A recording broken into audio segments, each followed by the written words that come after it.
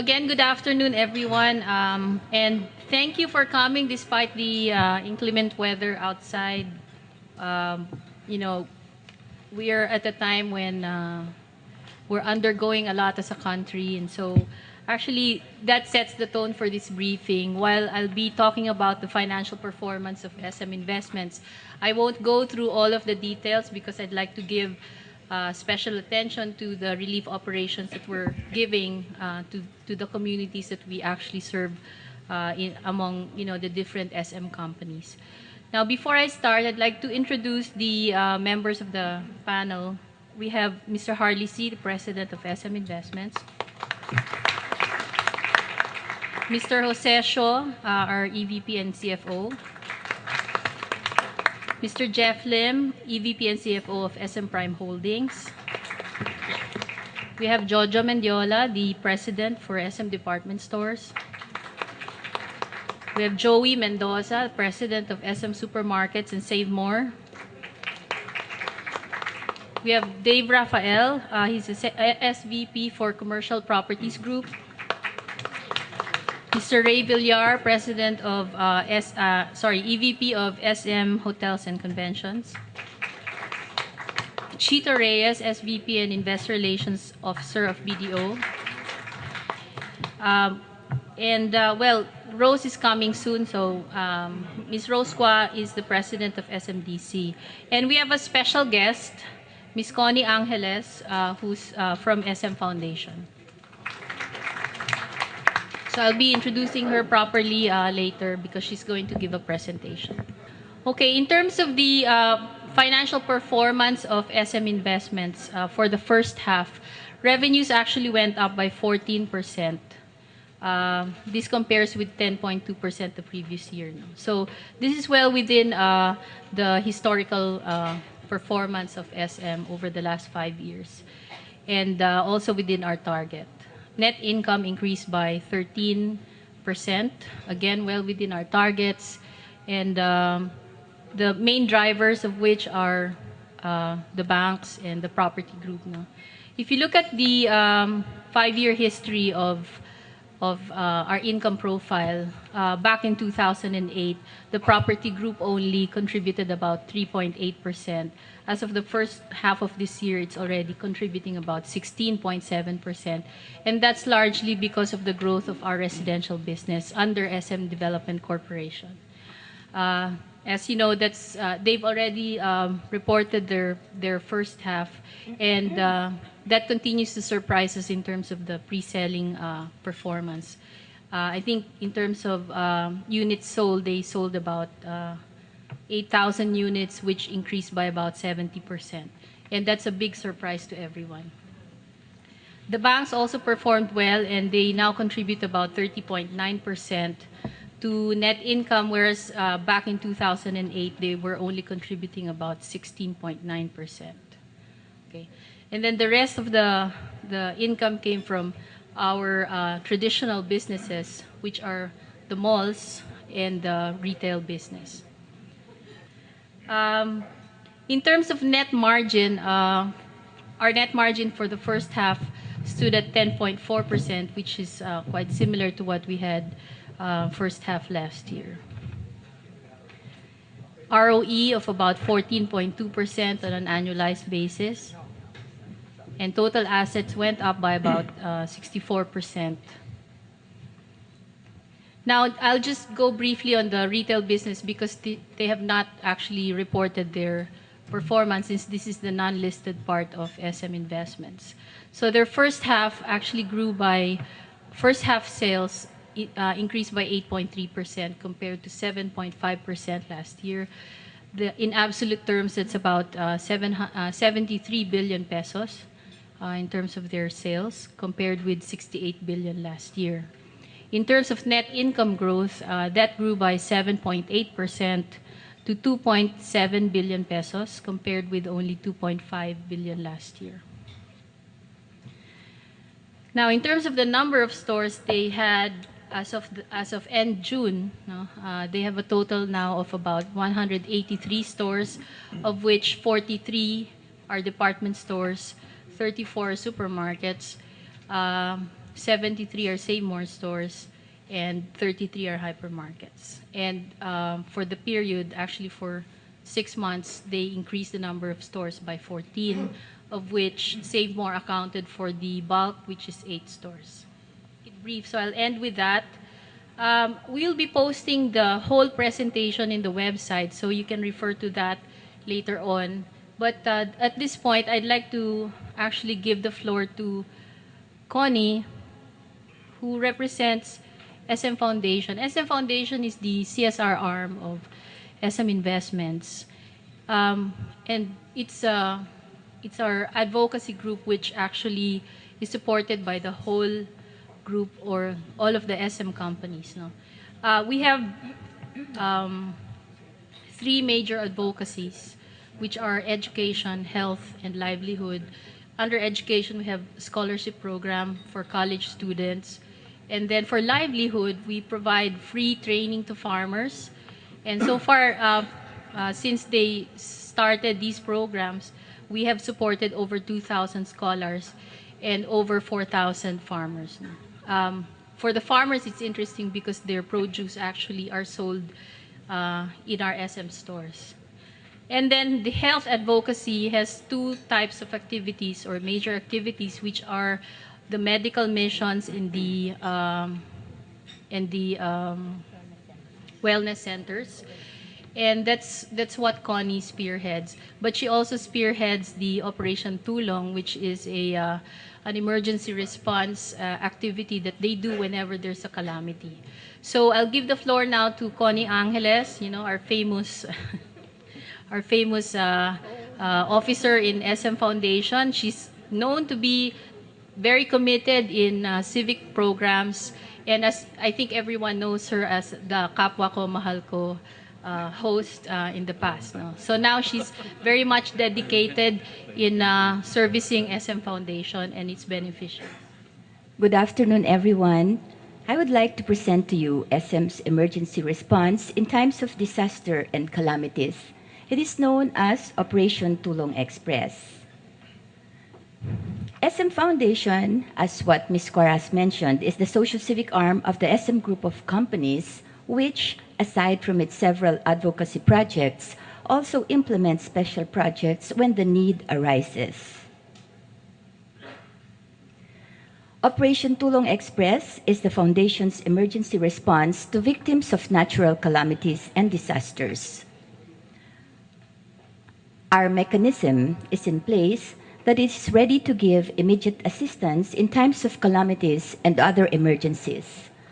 At the height of the recent flooding in many parts of the country, brought about by weeks of heavy rains, SM again manifested its responsiveness and readiness to extend assistance via distribution of relief goods, which started Tuesday, August 7 of last week. Operation Tulong Express relief operations was immediately activated in several SM malls. SM Supermarket or Hypermarket makes available the goods for immediate distribution to affected communities. Early beneficiaries of the still ongoing relief operations were Novaliches, Marikina, Pasay, around the vicinity of the Mall of Asia, Santa Mesa, and Fairview.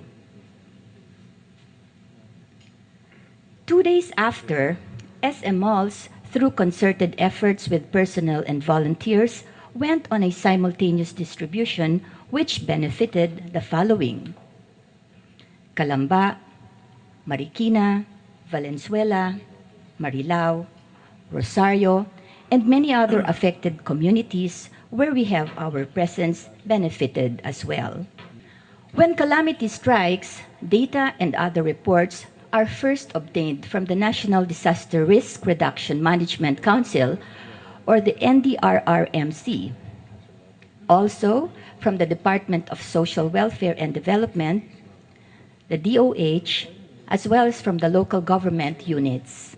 To be able to serve fast and effectively distribute the relief goods, the SM Foundation and the malls closely coordinate with LGU's Social Welfare Office, the arm that identifies the affected beneficiaries, and the barangay officials of the communities.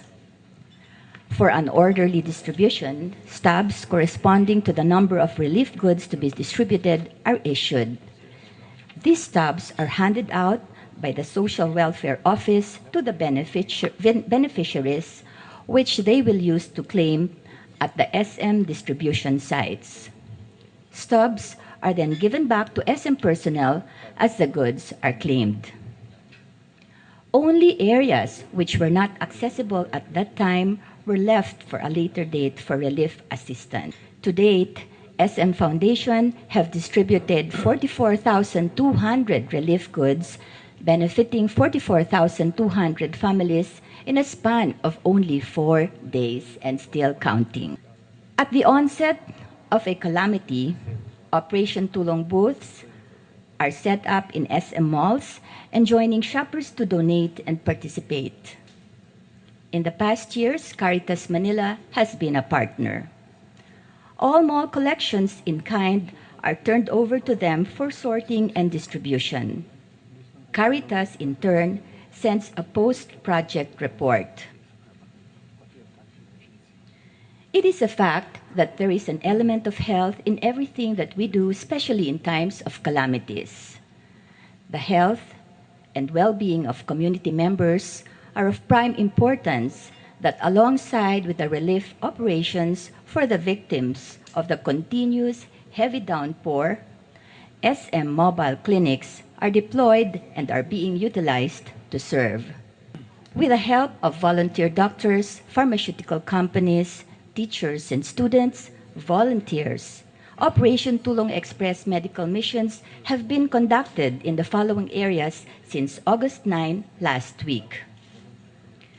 We were in the 4 barangays in Marikina,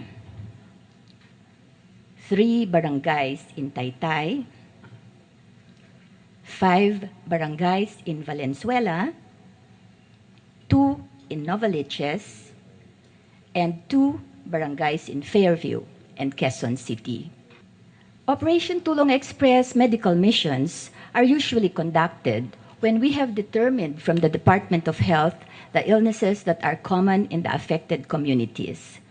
Usually, and more often, cough and cold preparations, medicines for diarrhea, and topical ointments for skin diseases, and doxycycline for anti-leptospirosis, a dreaded disease during flooding brought about by rat urine, which comes in contact with open wounds, are the drugs of choice that are brought to the areas. Relief operations and medical missions are still ongoing where it is needed and where waters have subsided. From August 9 to 12 of this year, 12,600 individuals from 18 areas were served by the medical missions. As SM Foundation adheres to the maxim, people helping people, the Foundation's emergency response team is always right where we are most needed. As in the past, Operation Tulong Express efforts were very much evident. Many affected provinces all over the country benefit from SM's benevolence in times of calamities, such as during the aftermath of Typhoons Ondoy, Falcon, Pedring, Kiel, and Sendong. Nothing seems impossible when the greatest desire and intention is to help. For when the roads are not passable, the C family lend their chopper to ferry doctors and medicines to the site, as in the case of the Real Quezon landslide. Furthermore, it may be worth mentioning that we are among the first, if not the first NGO to establish a blood bank for SM employees. In times of emergencies, employees and family members can avail of blood free of charge. Last year, at the height of the dengue season, which is usually from July to December, collected blood from SM Investments Corporation employees, or SMIC, that were deposited in our exclusive blood bank proved to be beneficial not only to employees and their relatives who needed emergency transfusions for dengue and other needs. The excess collected blood were then donated to government hospitals and have helped save lives of dengue patients. SM Foundation donated not only blood but IV fluids as well to several government hospitals. Last April of this year, a bloodletting activity with SM Engineering Department had been conducted. Excess blood from SMDD personnel shall be donated to government hospitals where these are urgently needed by dengue patients. Disasters do not warn, they destroy. Unmindful of one's safety in times of calamities, as we go about doing our task of helping people, we believe that great strength comes from unity of minds and efforts. I would like to enjoin everyone to be an SM Foundation volunteer. For more information, you may contact SM Foundation at those telephone numbers, or you can visit us at our website. Thank you. First, I'd like to ask a few questions for Mr. Shaw, because you might be wondering where the money is coming from. Perhaps, Mr. Shaw, you can shed light on how we donate to SM Foundation as a group.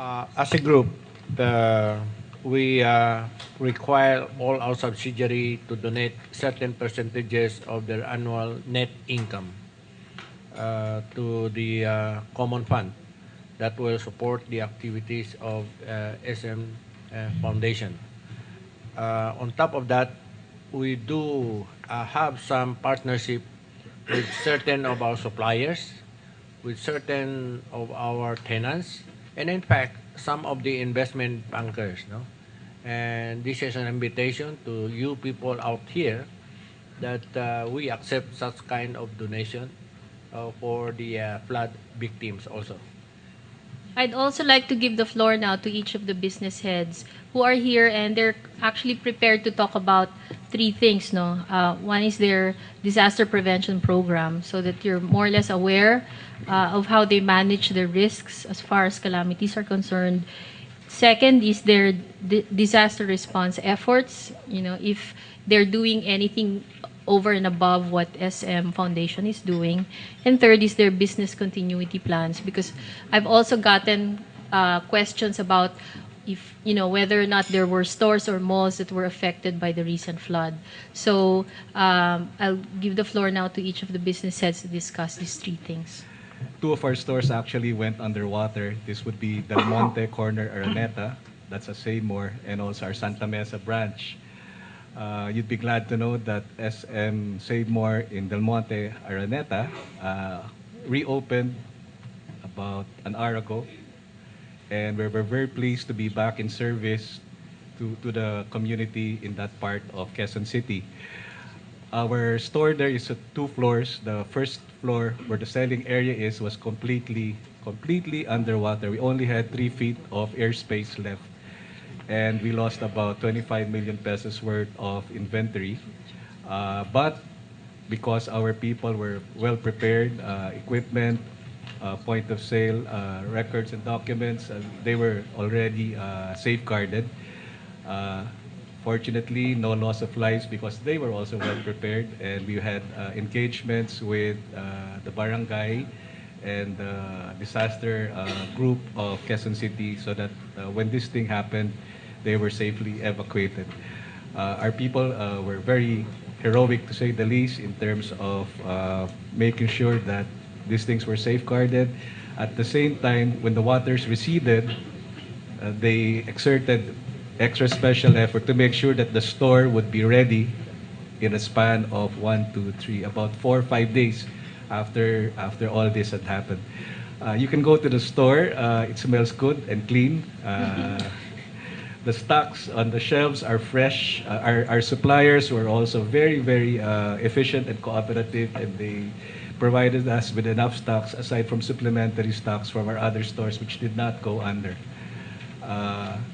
The Santa Mesa branch is another story, however. We're still trying to clean up the entire basement of the mall where our supermarket is located. I have some pictures here, but unfortunately, it's not, it can't be shown on the screen, but it would take some time for us to be able to repair this. The repair would be more substantial, but this would only be in terms of the physical aspect. Again, in terms of our valuable equipment, in terms of our records, in terms of the cash, these have all been safeguarded. Our people are safe, and they've also exerted efforts to make sure that we could get back, hopefully, before September is over, assuming everything goes well. All over the metro, which was affected by heavy rains and the flooding, fortunately, our Marikina store, which is located in the riverbanks, did not go under this time. The waters were not that high enough, but we were also prepared for that.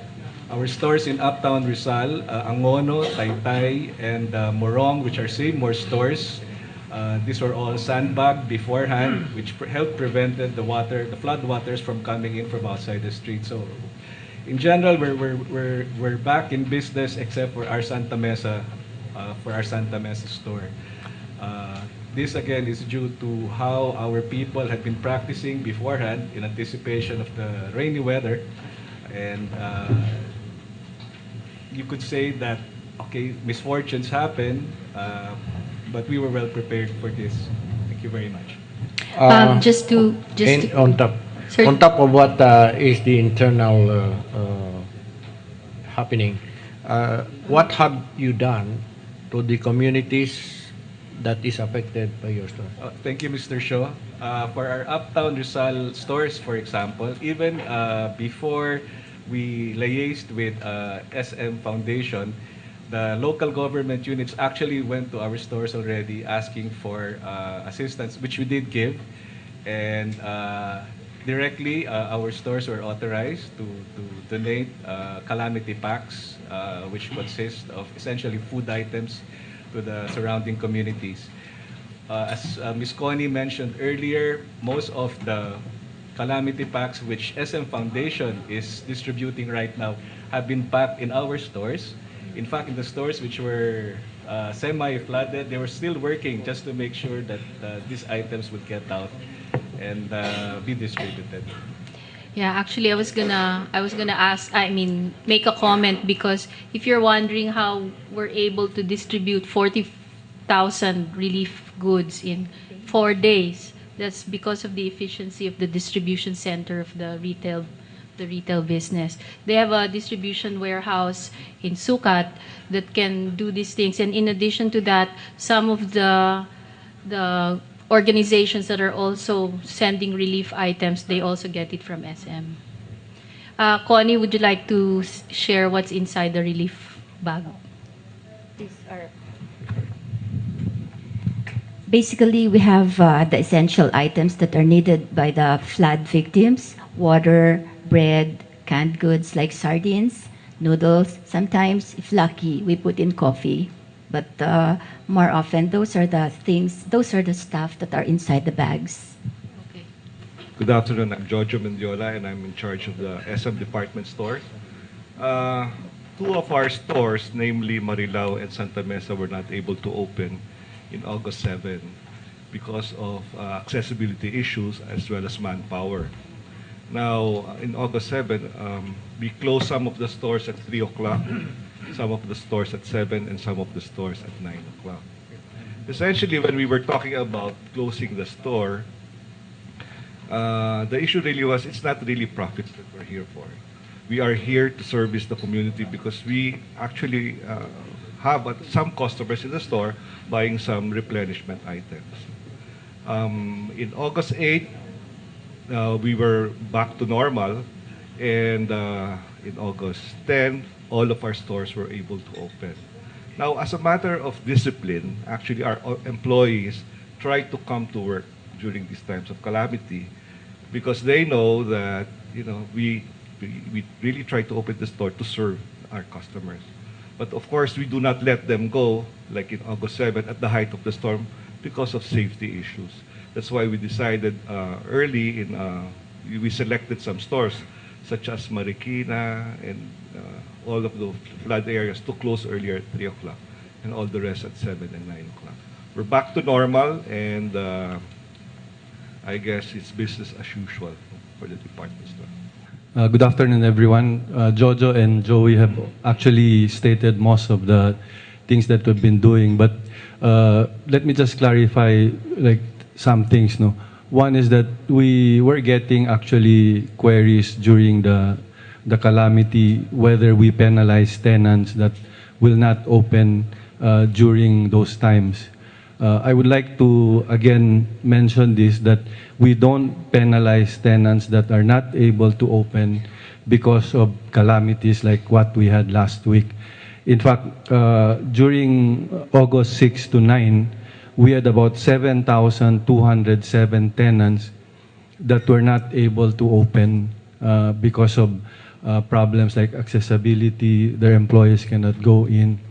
Now, as Jojo has mentioned, we really would like the malls to be open even if we are in disaster like situation, not really more for like the business, but to be more of service to the community.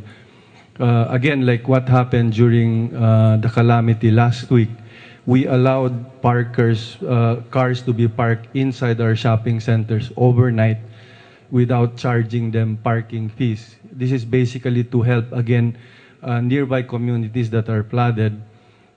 During that incident, we had about 1,500 cars parked in several of our shopping centers just to make sure that they're safe. No? We also allow our malls, especially in critical areas, to become like evacuation centers or distribution centers so we could help distribute relief goods to the nearby areas that are severely affected by these calamities.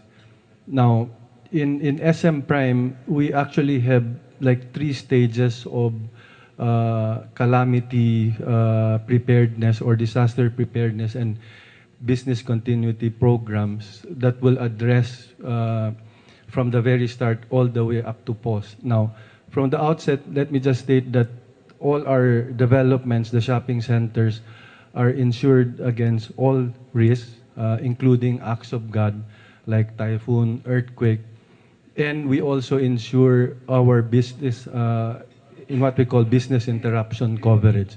So even like what Joey had mentioned, Santa Mesa is now closed in terms of the basement because of the flooding, and it will take us, I think, about 45 days to get that back into business. But the ground and the second floor will be open. But even with the non-opening for 45 days, we will be able to actually claim for business interruption. And apart from this, as part of our business continuity program, because Center Point has been affected now twice in 2 years, Ondoy and this time, we analyzed and studied, and we think that it could happen again because the water is actually coming from Ramon Magsaysay and the creek. Because in the basement, if you're familiar with SM Center Point, there's a ramp going down, and there's a few parking areas used for delivery, and that's where the waters are coming in to the mall. Now, our design group is now looking into sealing that off, meaning it will be like a pail where water, even if the streets are flooded, it will not go into the basement anymore because we will seal that. However, there will be no access now from the basement. So people have to go to the ground floor, and if they want to go to the basement, then they have to just take the escalator going down. So these are part of the things that we actively do.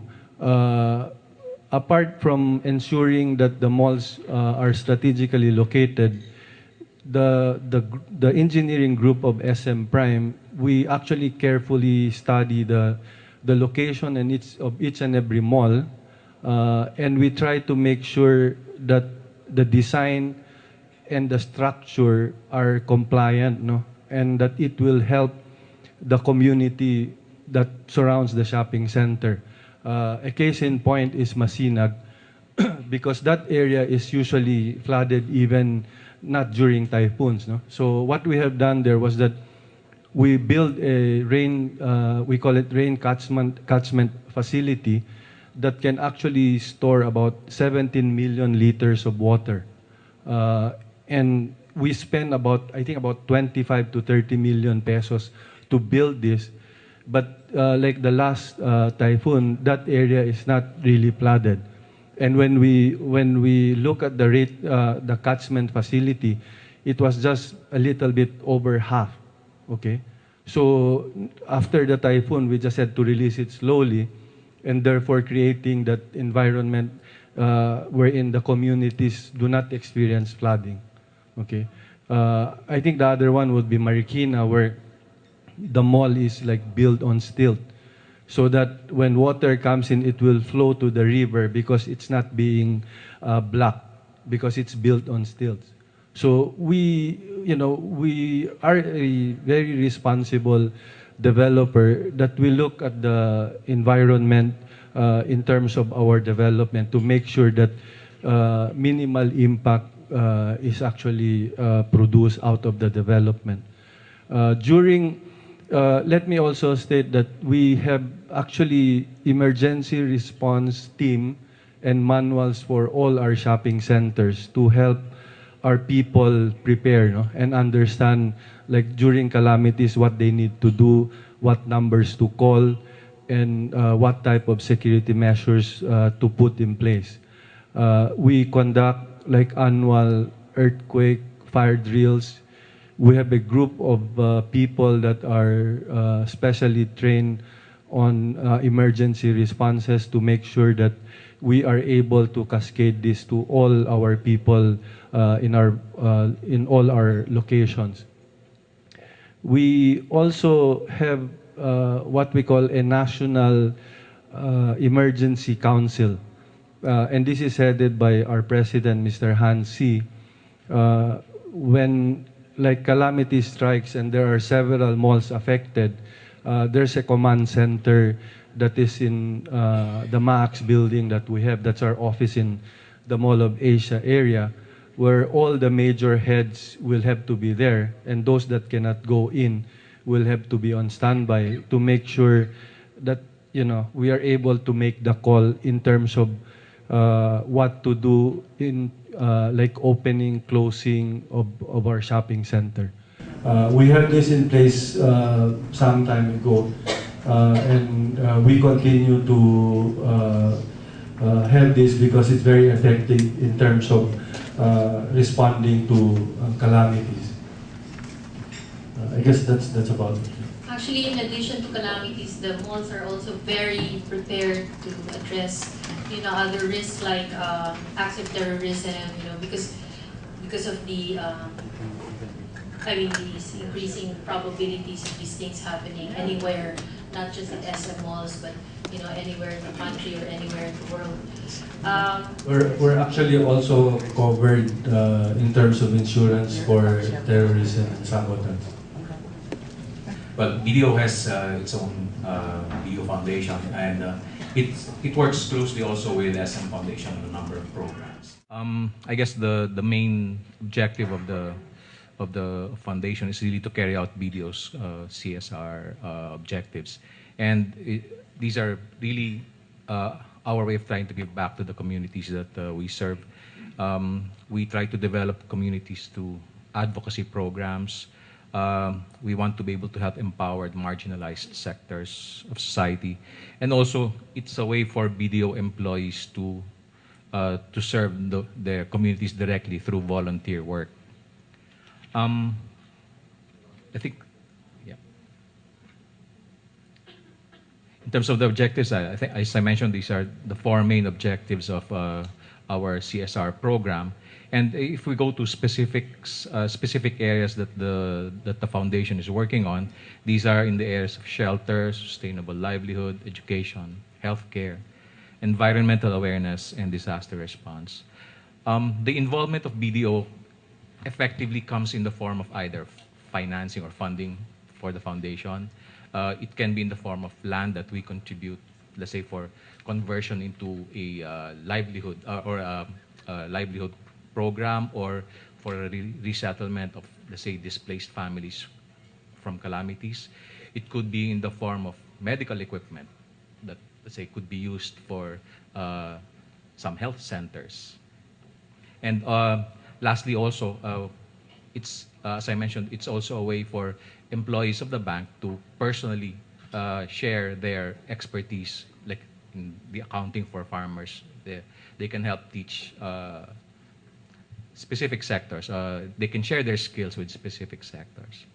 So in a nutshell, that's more or less how BDO implements its CSR platform.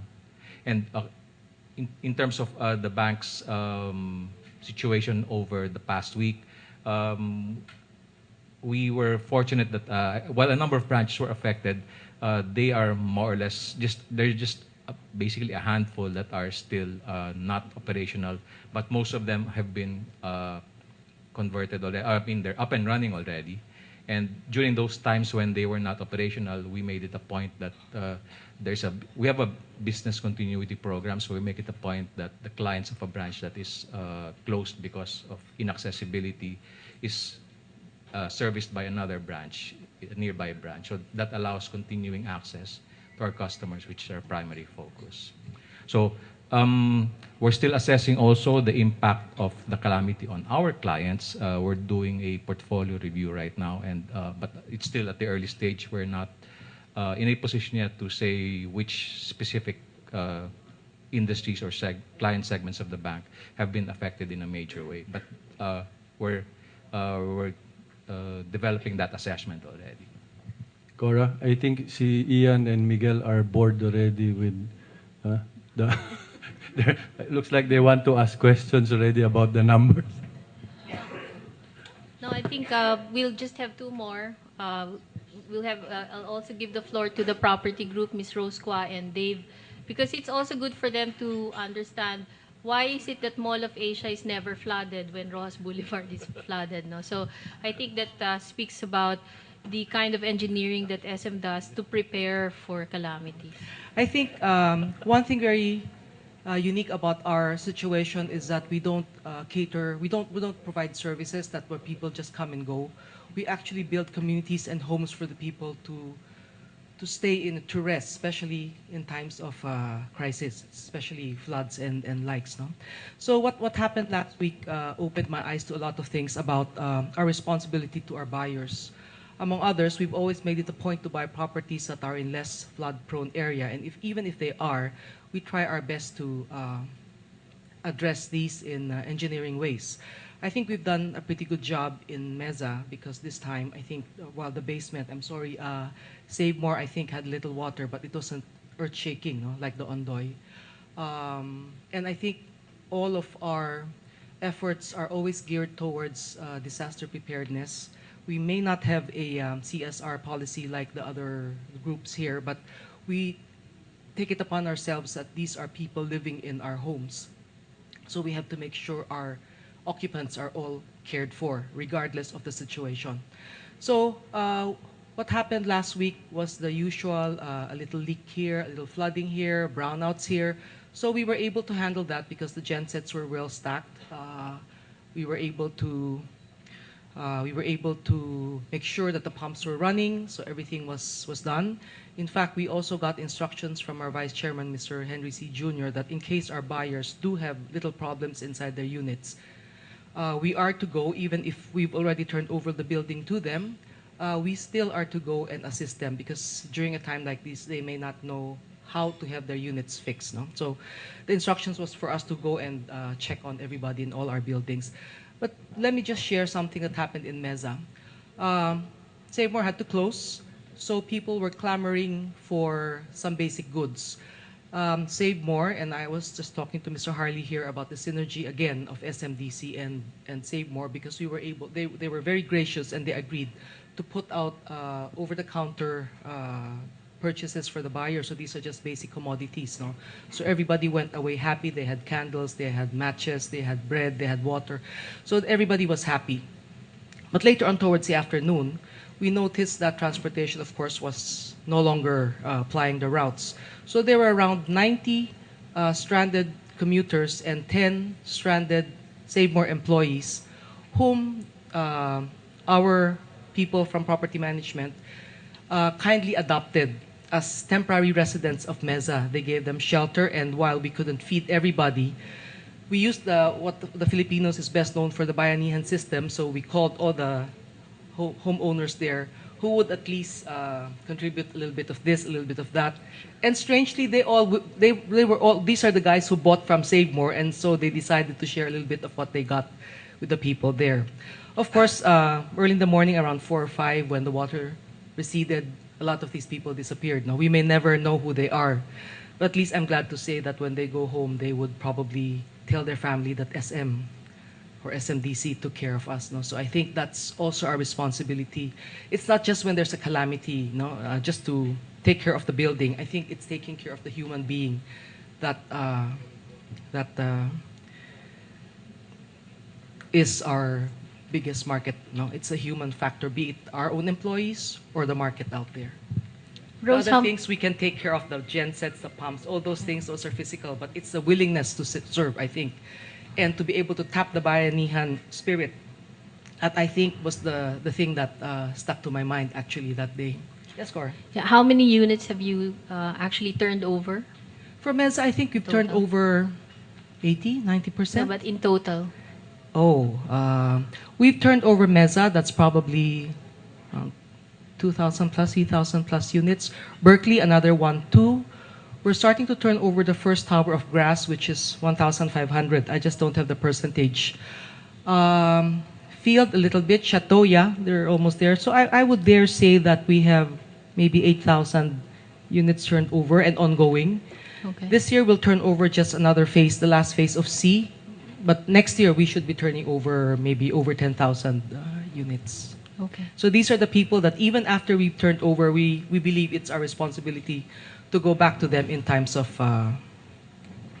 God forbid it should happen again, something like last week.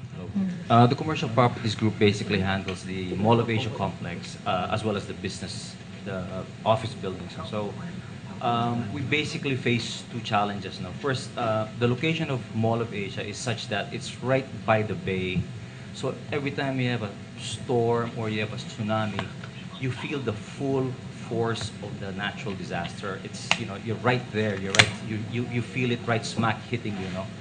And number two, since most of our tenants, most of our customers are BPOs, you know, BPOs have zero tolerance for business interruption. So in a situation like ours, you can't react to disasters. You actually have to anticipate it, no? Before it happens. And so what have we done? Basically, if you look at the way the Mall of Asia complex was designed, the infrastructure in place, you'd wish that perhaps that's how Metro Manila, perhaps that's the infrastructure that Metro Manila should follow. For example, no, when it was reclaimed, it was elevated so that it's 3 meters above sea mean level. So it'll take how many ondoys before rain can actually go there. The whole system of drainage and interceptor canals are so huge and so large so that when water comes in, they're immediately flushed back right out to Manila Bay. The seawall, even the design of the seawall was designed in such a way that when the waves hit the wall, they're designed in such a way that they bounce back so that they don't go in. So if you noticed, when all that garbage was coming in the Ross Boulevard area, there was no garbage in the Mall of Asia complex. That was because of the wave deflectors. The garbage were bouncing back to the sea. Stuff like that, no. For example, the power, no, the power loop that was designed in the Mall of Asia complex, such that we have redundancy. We have power sources both from Pasay and from Bacoor. So if one loop gets cut off, we're still gonna get power from another loop, so that the power stability is very good, no. The substation in Mall of Asia complex has been classified as priority load. Now, what does this mean? We're like a hospital. If ever Meralco shuts down and they go back, we're first to be brought back to power, just like a hospital. Our buildings, our office buildings, you know, it's reclaimed land, no? So the way the buildings are designed is the pile driving is driven all the way as much as 40 meters down, so that they're really anchored on rock beds, no? So that in case of earthquakes, it's almost as stable, like as if the building was not in reclaimed land, no? And even I don't know if you've noticed, no? We've got a lot of aluminum cladding and curtain wall, which did not fly considering how strong the winds were. No, other buildings in Makati and Ortigas, which is far, far away, when you go, all the aluminum claddings have been gone. That's because when we put those curtain walls and aluminum claddings, we pressure test it up to 200 kilometers per hour, so that it'll take a really, really strong wind for those things to be removed. So those are the things that you need to really anticipate and put into the design, rather than just reacting to it when the disaster happens. Okay, thank you, Dave. So I'd like to open the floor to questions, if there are. Yes, Chea. The second quarter is, what will be your projected number of users for 2030? If you look up company's balance sheet, this is the net, or rather the cash and debt level. And how has it been compared to Our same-store sales in Metro Manila was flat. However, in the provincial areas, provincial Luzon, Visayas, and Mindanao, they were pretty healthy. We had about +4, +5, which is about the industry level.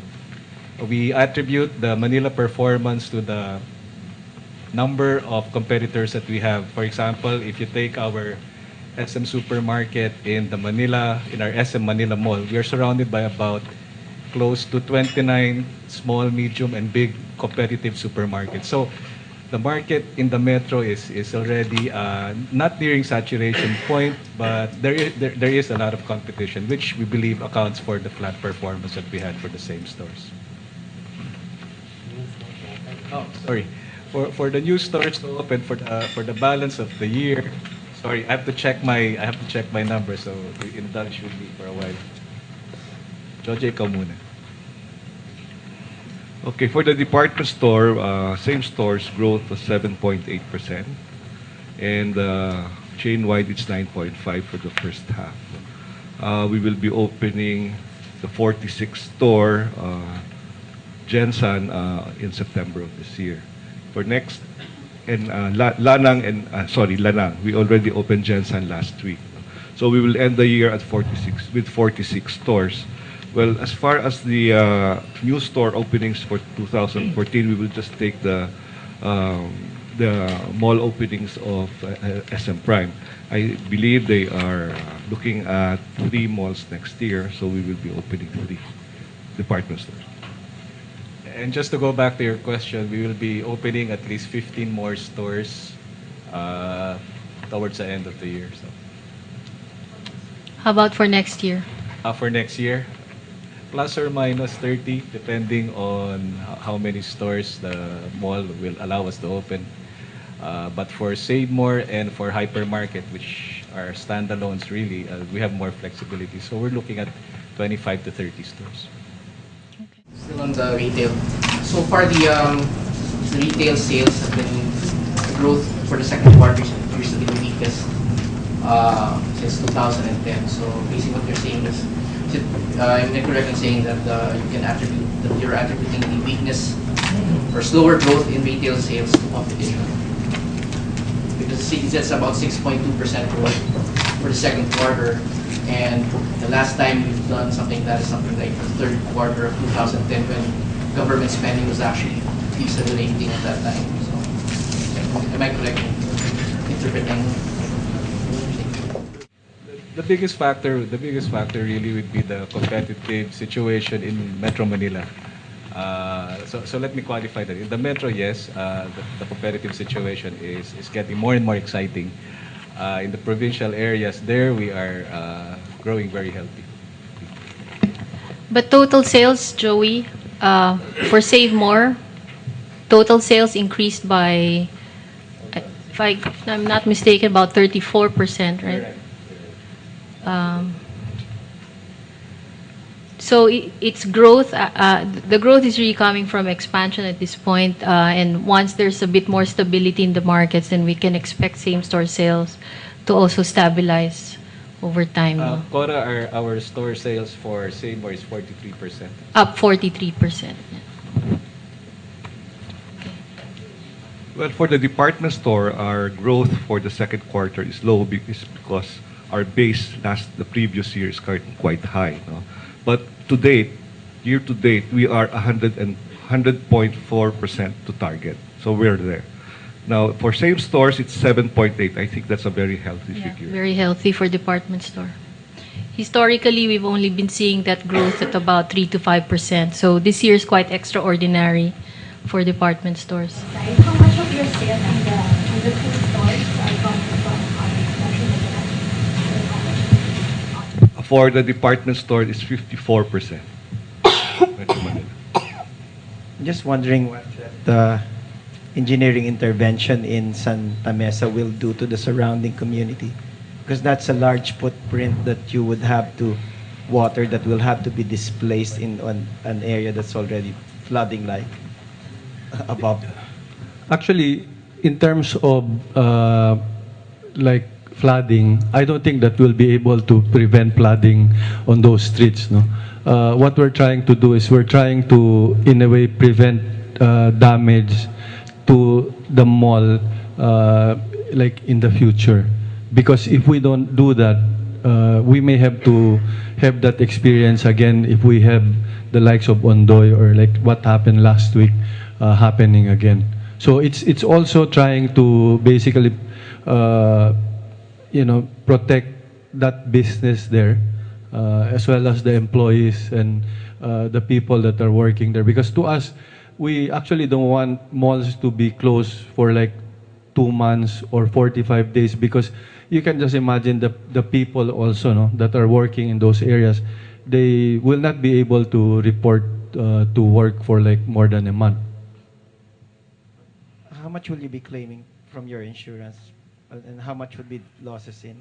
We have not actually completed the evaluation yet. We're still trying to estimate the numbers. But since last week, the insurance companies and the adjusters have been in our shopping centers almost every day. What was the experience during Ondoy? Because that's the same store that was flooded. No. Okay. The main difference is during Ondoy, the water actually went up to the ceiling. So when it goes up to the ceiling, the damage will be more because you have the wiring and all the lighting that are affected. Now, this time, it's actually not up to the ceiling. So damage should actually be not more than half of what we had before. So it should be lower. And there's only one mall that is affected, which is Santa Mesa, whereas Ondoy, we also had Rosales, Marikina affected. I wanted to share with you the reason why we have this presentation today, and it's not the traditional presentation of all financial, is because we wanted to let everybody know that this is not just hitting our numbers, but it's also showing you what we do when they're in times of calamity. So it's a little bit untraditional today, but then the figures are there. We're showing you that we're still hitting the numbers, and we believe we'll be able to continue the trend and be able to sustain it. On top of that, we'd like to be able to show you that we also care for the community. Yeah. I think that said, we're also continuing with the expansion program. There's no change, no, in any of the expansion. So we just really wanted to focus on the CSR operations of SM today because, the time demands us to talk about it. Okay.